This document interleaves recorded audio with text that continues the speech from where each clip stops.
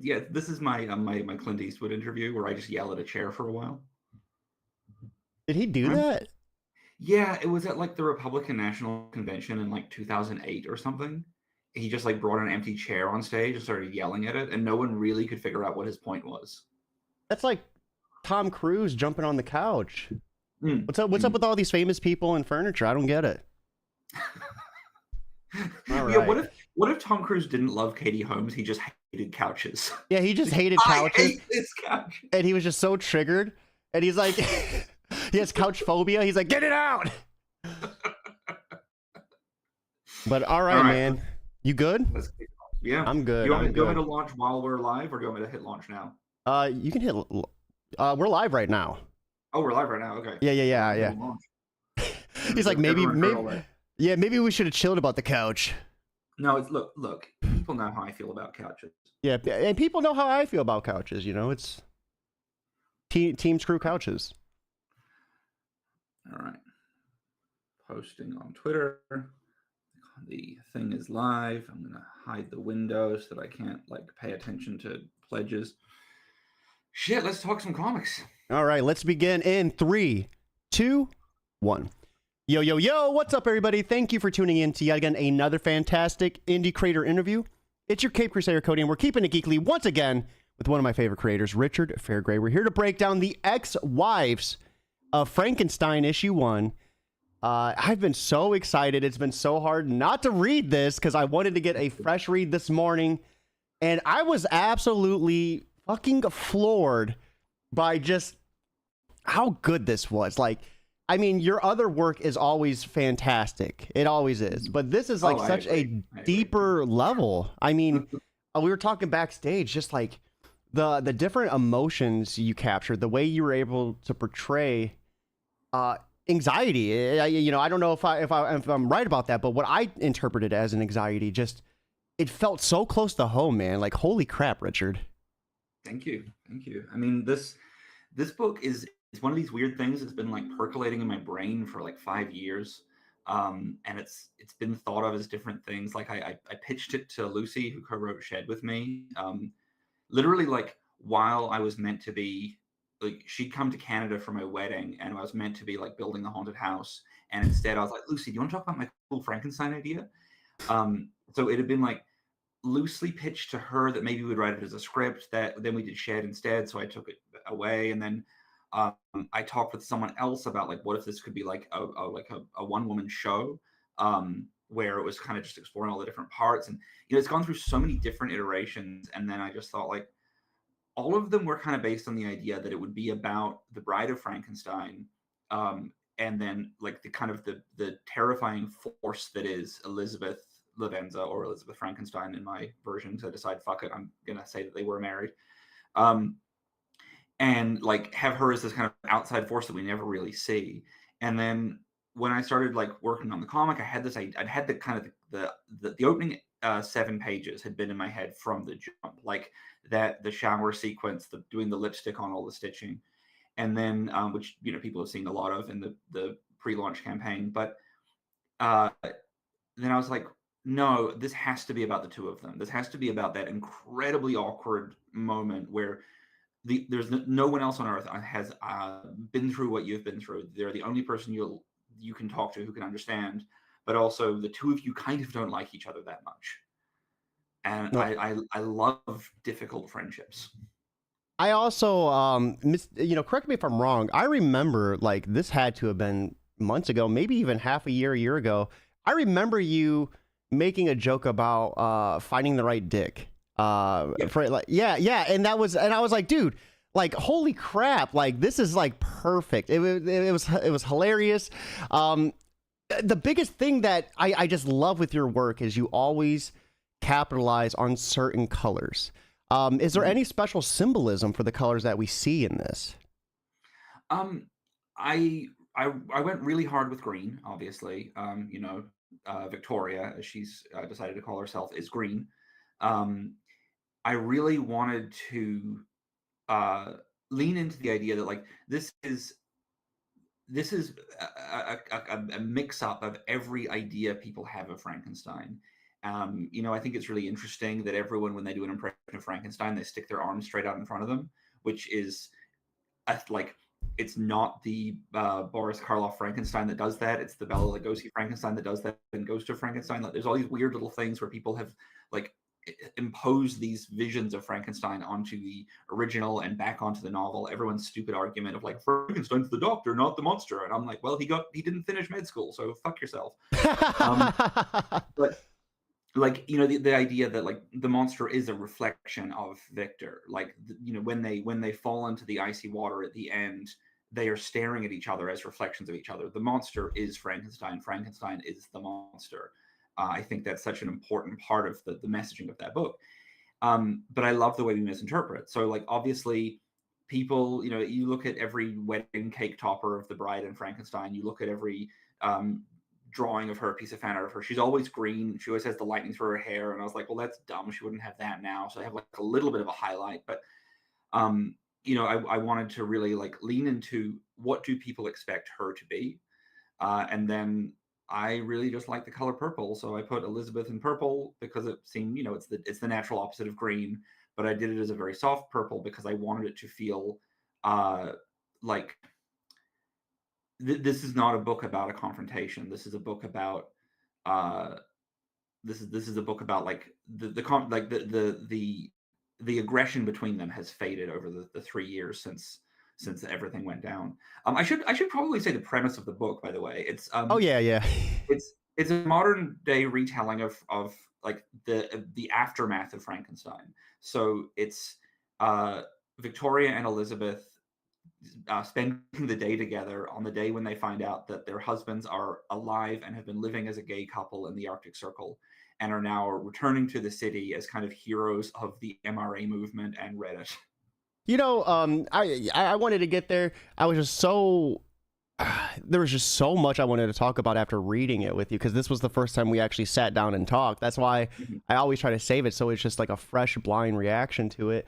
And man, holy crap! The one thing I loved the most is when they were found, you know, eating the fish diet, and you did the shout out to Jordan Peterson. I was like, no fucking way.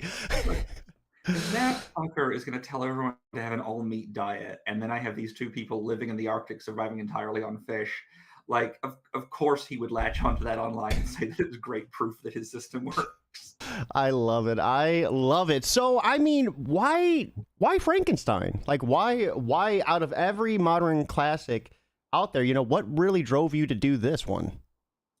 I think that, like, I've spent my whole life being so obsessed with vampires, and I got in trouble when I was really young. I know Frankenstein is not a vampire. I know I'm going somewhere with this, I promise. When I was really young, when I was like 6 years old, I read Dracula for the first time. And I did a book report on Dracula that by the way, I drew. We had to do a book report where we had to draw the book cover on the outside and then stand up and hold it up while we read it. And so I drew the cover for Tales of a Fourth Grade Nothing, pretended that I'd read that, actually read Dracula, and then got up and read my report about how Dracula is a super gay book because it's about men finding different ways to penetrate each other. And got in all kinds of trouble. And I've always maintained that like Dracula is obviously a very gay story. And then I was having a conversation when I was in college with a professor there who taught a thing called a paper called Century and the Gothic, and we were talking about Frankenstein, and I said like, well, Frankenstein's just as gay as Dracula, and she was very insistent that it wasn't. She made a lot of my Dracula points, and I was like, no, this is about a dude who is like building his own version of himself. Like it's an absolute, like he wants to find a man to fuck, right? He's building a fuck doll. He keeps him stupid. He limits the brain. Like there's so many pieces of it. And she's like, you are bringing your own shit to this, Richard. And I was like, I 100% am. You are right. But I liked the interpretation. So it's just kind of been sitting in the back of my mind for a long time. I've always loved like the imagery of Frankenstein. I love the possibility of reanimation, the possibility of like life coming from somewhere unnatural. And, you know, I always like stories where like characters who kind of get sidelined in the original text get to be really explored. So it all just kind of came together. the joke that one of my friends made was they were like, "Oh, like so, hang on, two women becoming friends uncomfortably when their husbands are gay? Is it Grace and Frankenstein?" And I was like, you know what, solid point, but no, because my thing is good. Um, There sorry, was I hate a that. there was a really, the first like 2 pages I felt were so impactful. Like just like, accepting who you are, even though you might not feel that way. I mean, when she's putting on the lipstick, give us a little bit about that. What was that? I mean, because she just didn't stop at the lips. She covered like all her scars with it. Yeah, it's actually this gets like kind of dark. This is uh, a memory I have from my childhood where after my parents got divorced, both of them bought a bunch of self-help books. Um, it's really funny because I don't like know why there's that's a the go-to, right? Like, well, it was the mid '90s. It's what you did, right? Like you turned on TV and it would tell you what to buy, as opposed to now where you look online and find out what to buy. But like in Octopus, there's the scene from when I find this. I'm looking for porn in my dad's bedroom drawer, and I find the self help book about like how to get your kids to like you after a divorce. And that that was would have like been such a awkward. it was a heavy fucking. It was like that really sad thing because it had this whole he put a post-it in a section about like buying nice things for when your kids come to visit, and he'd listed things that we liked. And for me, it was Sonic the Hedgehog popsicles. For my younger sister, it was for my older sister, it was big cans of spaghetti. And then for my younger sister, it was just a question mark. And I remember just feeling so sorry. Like my dad doesn't even know his like youngest child. Like he can't even think of one thing that she would like to buy. So like that moment has haunted me for 30 years. And then the equivalent is my mother reading a book that basically was like how to make yourself feel beautiful, how to make yourself feel valued. And my mother has a big scar on her leg. And I remember like walking in one day and she was just sitting on her bed, like hunched over her knee and like outlining it in lipstick. And I was like, what are you doing? And she was like, oh, it's, you're meant to, and like, she explained that it's just about like highlighting the thing that you're embarrassed of, highlighting the thing that you think that other people are noticing, and just like sit in that moment, like highlight your imperfections. And I was like, that's not great. Like as a 9-year-old, I knew that's not great advice. But she'd also written on the mirror, like, I am worthy, I am beautiful, I am glorious, or something in lipstick. And I was like, cool. And she never did it again. It was just she did this one time, and then she was like, fuck this book, this sucks. Um, but I was like, no, absolutely. Like this character, I want to kind of really get into that mindset of what these people have been through. And Mhm. there's so much in this book that are like there's so many like little pieces from other people's lives that I've just heard over the years, and little moments that I really wanted to highlight.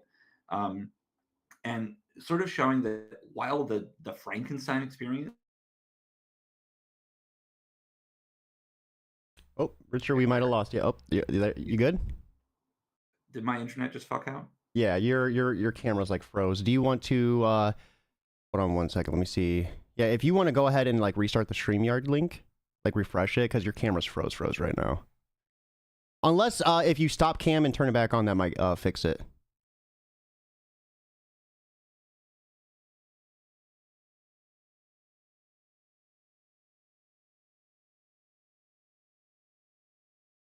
But everyone who is watching, we're going to be dropping the link to the Kickstarter right now. This is such an outstanding story. I had the chance to read issue 1, loved every bit of it. Make sure you check it out right here. You can back. We would love to see that. But if you're unable to back, simply putting this on Facebook and Twitter, anywhere you can. Word of mouth is 100% free. It costs nothing to do. And you are supporting a great, great book. We're just going to be waiting for Richard to come back. In the meantime, though, you guys get a nice close-up of me. How's everybody been doing? Very excited to be back interviewing. We're going to be trying to do these 1 to 2 times a week. Yeah, I miss it. I love it. I love doing interviews. I can't wait to be doing this a little bit more once my schedule balances out.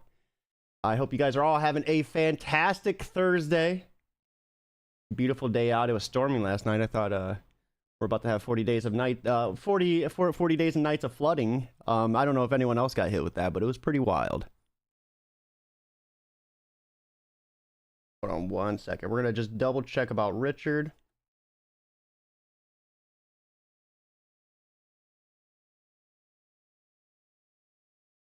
Mhm.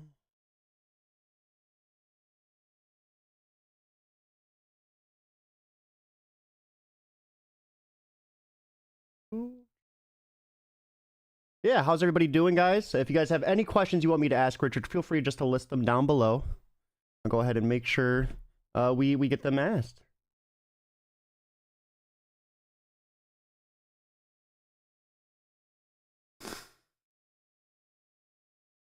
He might have to reset his computer or something. Oh, there we go. Boom. Hello. He actually had to change the computer. Yeah, I'm now at the other end of the house. You and those dynamic angles, Richard. Well, I don't want to be this, you know. I'm not. I'm like I see these videos that like these interviews, and people are like, or people are like leaning in like this. They're like, hi, I'm just like, people are like this with the mic. yeah. Now, sorry if my sound quality is a little bit worse. I left my mic at the other end of the house, and I'm not running again. No, you sound good. You sound good. You sound good. So, I mean, we talked about some deep things. What do you, if the reader was to take anything away from reading this book, what would be your hope? Like, what would you want the reader to take away after they read it?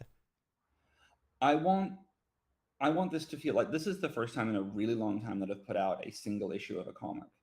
And I want readers to feel like they're still getting as much from this as they would get from like a 3 or 4 issue run. Like it's heavy on paneling. It's not too heavy on dialogue. I think the flow is good, but like I'm trying to create something that people can like really sit in and think about for a long time. Mm-hmm. I hope they want more. You know, I end the comic with only the promise that these two are going to find another way to spend more time together. And I want people to be like fascinated by that dynamic. I want people to feel the same way that both of the characters do, where they know that they know it's going to be unpleasant, but they know that they want to be there. They can't look away. And, you know, like I said, just diving back to that one scene in particular, the anxiety scene, the way you captured it, and then the next page, how many panels was that? Like 20, 30?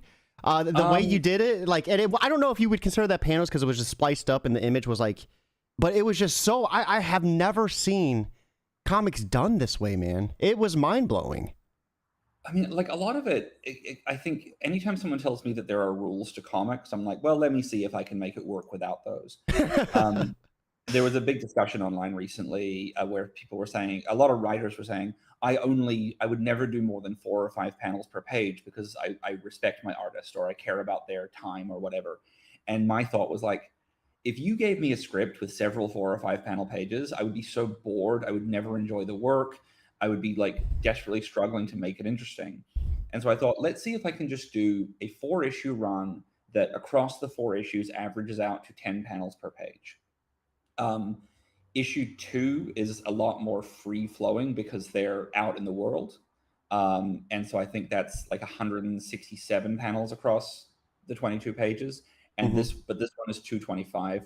And across the 4 issues, it works out to exactly 880 panels across 88 pages. So like a lot of it was just like seeing if I could and seeing if it would still work. And there's a lot of stuff where like I want to see someone sitting and picking at their stitching, but I also want to see someone like, I want to know what their face looks like for that moment that doesn't move. But I also want to see the tiny moments of the fingers picking under I want to get the body horror. That was so good, dude. It was so good.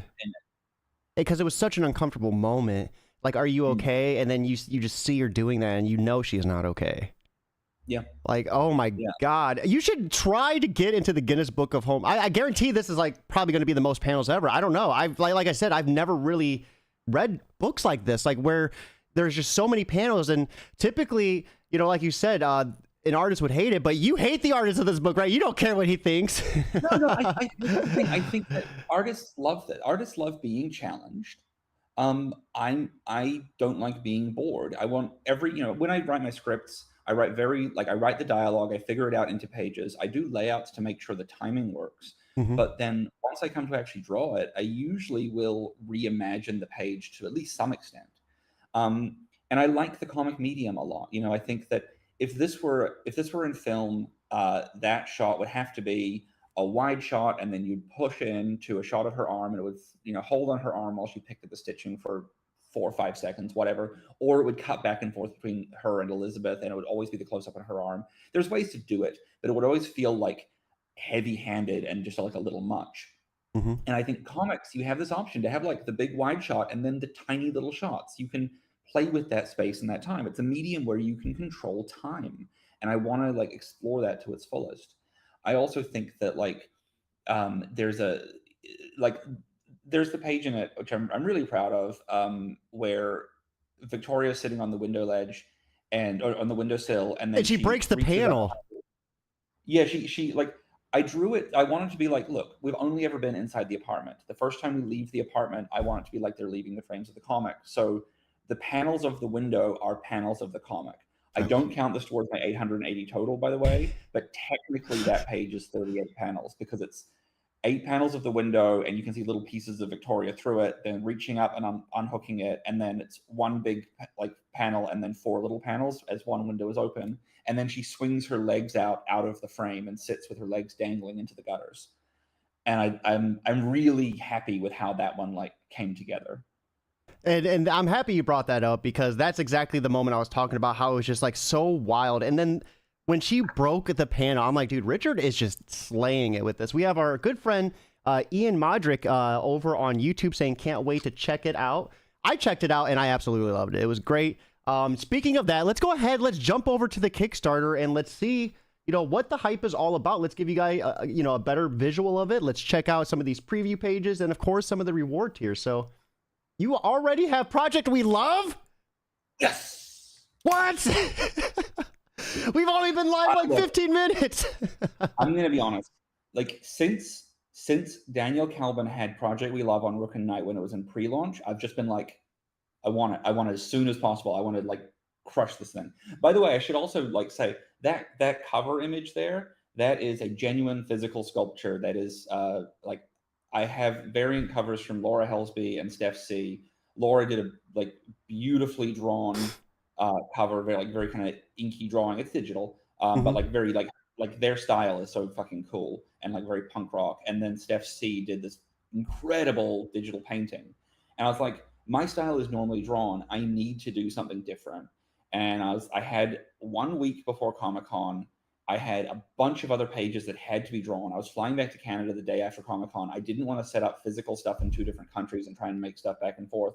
And I was like, fuck it, let's see what I can do. So it's a paper mache head on the background. All of the paper is a retyped version of the 20th chapter of Frankenstein, which is the chapter about the bride. That's so good. All of it. The original version, the first time I started making it, I did the paper mache and painted it afterwards.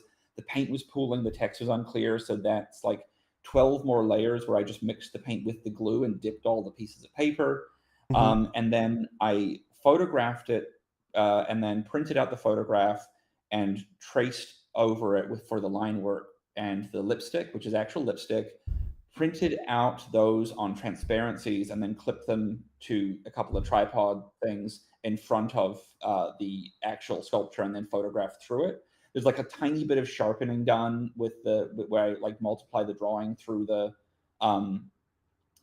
photograph just for sharpness of the eyes and things. But like I wanted it to be the least digital alteration I could possibly do. And that's why you guys should back this book. I'm going to be dropping this link in chat because Richard goes above and beyond with these creations. Like, I remember watching you, like, send me the pictures of you making this and was just so impressed because you did the hands first, I think, right? Just to kind of get the feel for it. And just the fact... I did this one first, but I did all 4 covers at once because I just didn't want to... Like, I was like, I have to give up all my space to make this mess. And this was the one that was taking the longest to dry. So while I was doing it, I was making the hands for numbers 2, 3, and then the weird head for number 4. I cannot wait for people to see the other covers for the next 3 campaigns. Like, holy shit, there's some cool shit in there. And just this scene in particular, I love just like the lipstick, the way you paneled this too. I mean, it's just so gorgeous. And like the meaning, if you guys are just coming into the interview, I really recommend just rewinding back and listening to Richard's personal story of like the symbolism and kind of what inspired this. This was another absolutely gorgeous scene. Just like the way your panels follow the spiral into the shower. This was just beautiful, man. Thank you. I wanted, like, you know, like she's a beautiful young woman who is also green and stitched together from other pieces. Like I wanted to play with a lot of the stuff of like she has been built as someone else's ideal. Hmm. And so I never wanted, I wanted like to celebrate the pieces rather than, but celebrate the pieces while also really examining how gross she feels about them. And so the blood down the drain, or the imagery of the blood down the drain when it's just the lipstick, the like giving up on the beauty. You know, after this, she doesn't put on any makeup after this, which I think was kind of important. Like she just goes back to the world as like a barefaced, unprotected person stepping out into the world while everyone's paying attention to her. And this is, there's her. and I love her so much. She's so sassy.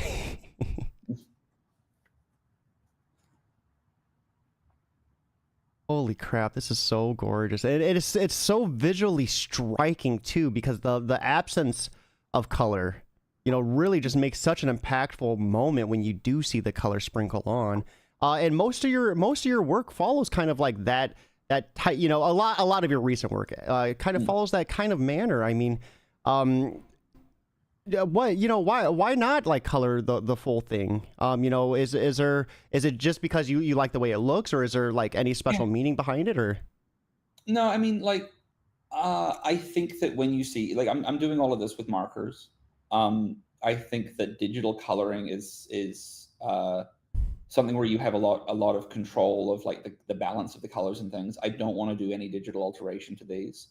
And so for me, like limiting the color palette to start just gives me a better footing to make it look as good as possible.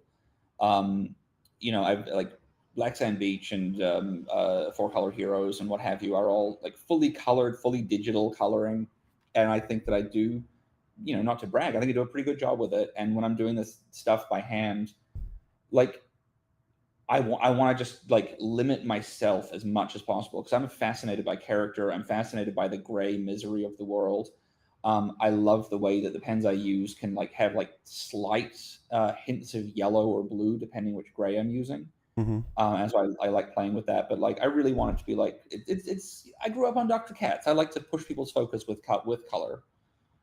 And then here it is. This is the Laura Helsby cover. They are fucking brilliant. Yeah, this is beautiful. Is that a PS5 right there? Let's go. I just noticed that.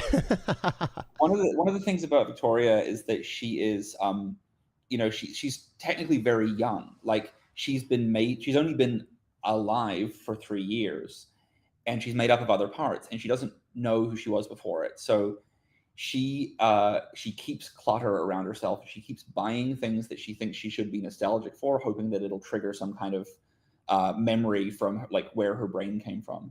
Mm-hmm. And so when Laura and I were talking, I said to them like, let's just do a cluttered bedroom. And like their style is and Laura posts a lot of cool like photos of like, here's some cool technology I have. It's always like Walkmans and old tapes and like old I love it. I love it. Yeah. I'm like, I want you to draw your bedroom, essentially. So what type of music would she be listening to? You know, we got a record player here. If you were to put an album on this, what would it be? I think that she's very mixed up with it. Like I think that she definitely bought the like vinyl reissue of the first Spice Girls album, but not the second. Like she's not interested in Spice Up Your Life. She's not interested in Too Much. She's interested in like that first one. But at the same time, she definitely has like Velvet Underground, White Light, White Heat, and she definitely has that like $700 special one that came out because she got someone to buy it for her. Like it's. She's flailing wildly at everything she can. It's the same reason that she, you know, one thing that I'm kind of bummed out about, and this is my fault because I added the highlight to the TV screen. In Laura's original version, you can see on the screen that it's Crash Bandicoot on pause, set to like on one of the racing games, set to restart. I love the idea of like giving yourself the option to restart life as like just a default that she has in her room at all times. And I love the way she captured it too, because it would capture just like this, you know, with a PlayStation and everything, like with the blocks on the side. That's perfect. Here's the other variant, and this is just as freaking gorgeous. Holy crap! Yeah. I reached out to Steph C. I've been wanting to have Steph C do a cover for so long. I didn't know her at all, and I knew people who'd worked with her, and I was like, I need an introduction. Like, this is an artist I'm intimidated by. We've never interacted, and then she followed me on Twitter like 2 months ago and started liking a lot of things I was doing. I was like, cool, all right, this is really good. And then she posted something, and I made some casual joke as a reply of like, I should definitely get you to do a cover sometime. She liked it, so I was like, fuck it. Immediately messaged her, and I sent her the book, and she sent me like 3 sketches, and we like went back, you know, the usual kind of stuff. We went back and forth on this, and then when I like latched onto this idea that she'd had of the body stitched together in the lab, and I said, yeah, go with that. The next day I see she's on Twitter and she's posting like some process shots, and her like frame of reference is Death Becomes Her. And I had not said that, but that is so like, that is what is in the back of my mind all the time with this book, like that difficult friendship thing. That's one of my favorite movies. And I was like, oh, this artist gets me. They get the book. Like, this is everything. So that's perfect. And it hits differently when you have that understanding, like that unspoken understanding. It's like, yes, like you understood the book. Let's go. Yeah. Oh, you even have an emergency sewing kit too? Yes. So you know, cool. I love doing these weird little objects. With Octopus, I had the bottle of poppers. With this one, it's a genuine sewing kit, branded for Ex-Wives of Frankenstein. And inside it is a sticker with a QR code, so you get a digital download. So you can have the comic with you everywhere you go, but also you can stitch yourself back together if you need to. I love that so much. You have some of the coolest rewards ever. The popper was hilarious. The sewing kit is freaking phenomenal. Let's go through some of these rewards, guys. If you're watching, right here is the link. Be sure to back this today, but if you're unable to back, put this on Facebook, put this on Twitter. Word of mouth is absolutely free. You have nothing to lose. And this is such an awesome book. I mean, you're not going to find many books that just hit this level of creativity. I feel like it's phenomenal. Let me stretch over a little bit though, so we can get these reward tiers. There we go. So we have the digital comic coming in at $5, 22 pages. The deluxe digital for $7. This is going to include process images, rough drafts, and a breakdown of the cover construction. We have the emergency sewing kit for just $10. You're also going to get a QR code to the digital edition of issue 1. So just $5 and you get a sewing kit. I think that might even be cheaper than at the store. So you can get the comic early bird special Fairgray cover for $12, plus the deluxe PDF. Awesome tiers on this. And then the regular cover at $15. So is that a 48-hour window for the early bird special? We have a cover, the Hesbly cover for $18 at the early bird special, and then $20 for the regular. So guys, you have 48 hours. Get on it now. Save yourself a couple bucks. We have the Steph C cover at $23 early bird, and then $25 for the regular price. Cover or comic plus the mini set at $30, and then cover A plus a headshot. So this is good. Scroll down in the main part of it a little bit, and there it is. So I will do a headshot of Victoria or Elizabeth. So you can get, basically $15 to get a piece of original art there. I love your art too. Your original art is so gorgeous. I remember the last campaign you did. You were doing the original pages, and it's just so cool. It's awesome, man.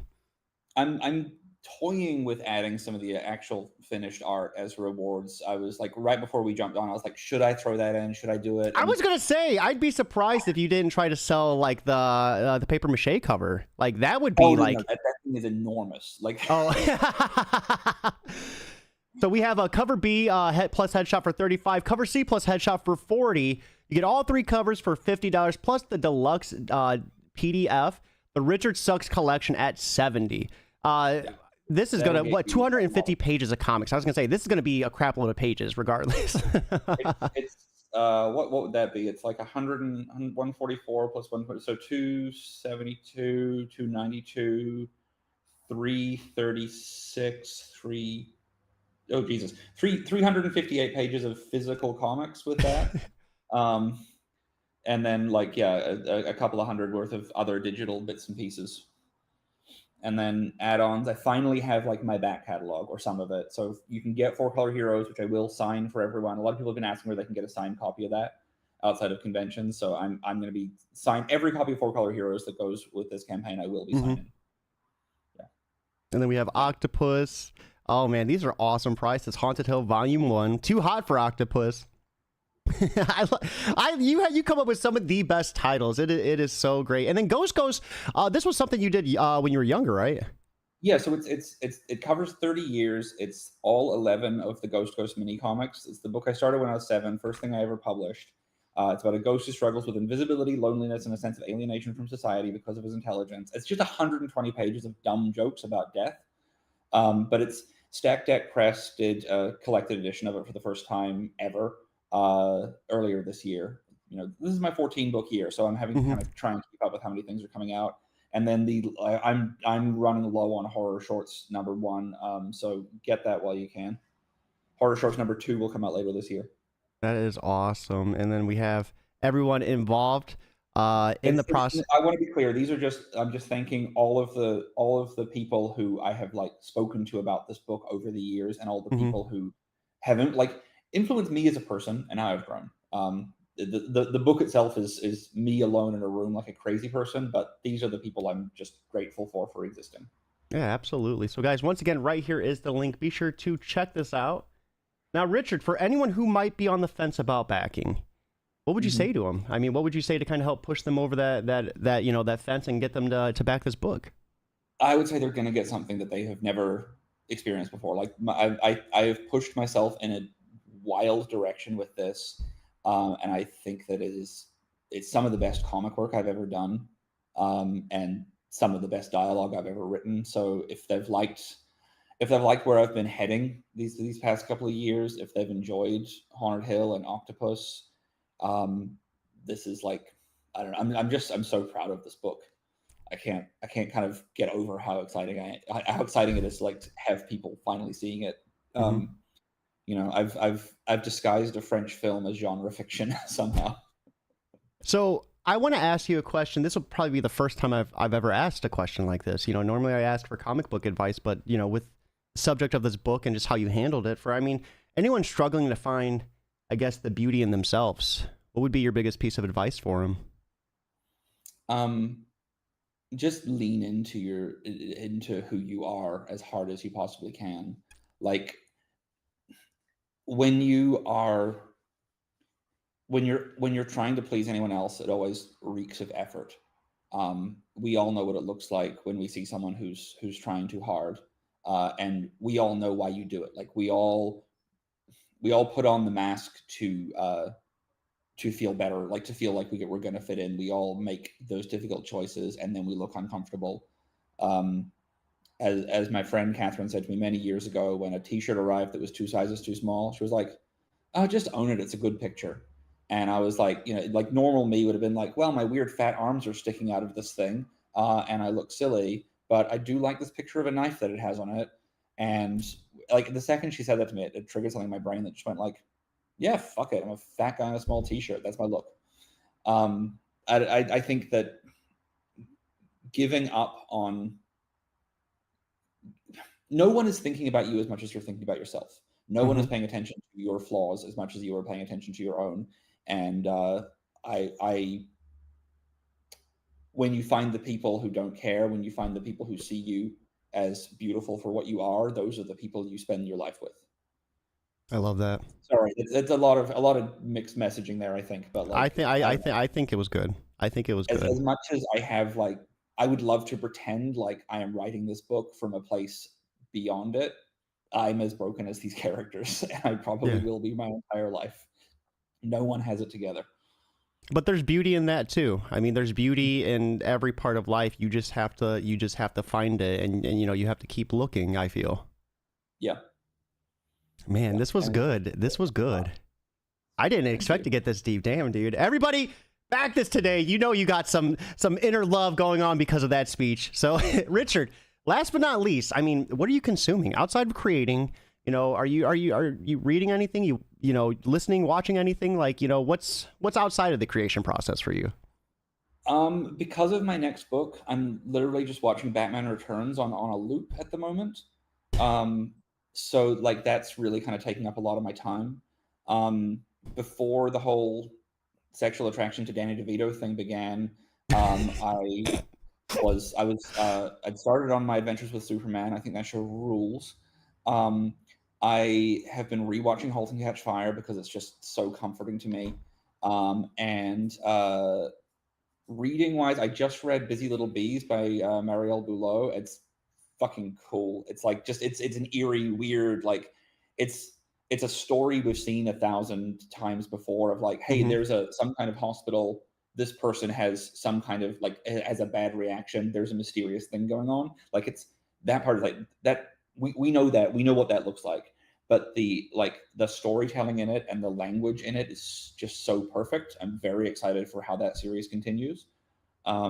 So people should look for that. It's from Blue Fox Comics. What else have I been reading? I mean, just like a lot of like essays on horror, honestly. I'm such a nerd. Hey, it's good to be a nerd though. Embrace it. I mean, because I you know, at the end of the day, it's who you are. You got to lean into it, like you said, right? But with that being said, guys, it is getting near time for me. I got to go to work. Got a 13-hour shift today. So when I get off, I want to see this funded. Make it happen. And if you can't back, that's okay. Put this link wherever you can. Word of mouth is 100% free. It's a beautiful book. You have nothing to lose. Richard, thank you as always for swinging by. Opportunity to read this. More importantly, the opportunity to talk to you about it and just get some more of your insight. Guys, with that being said, it is time for us to wrap up. I hope you all have a lovely Thursday, but most important,